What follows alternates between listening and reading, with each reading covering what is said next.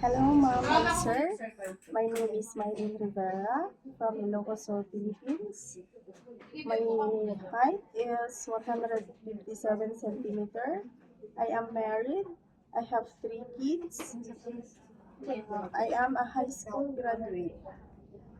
I don't have a maintenance, uh, and I don't have any disease. I worked before in Kuwait for 2 years as domestic helper.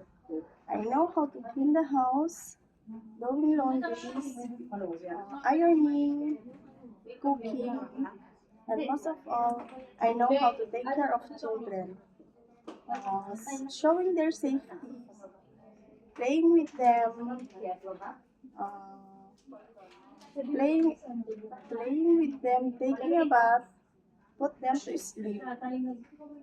Mom, sir, please give me a chance to work with you and your family, and I will do my job well. Thank you, mom and sir.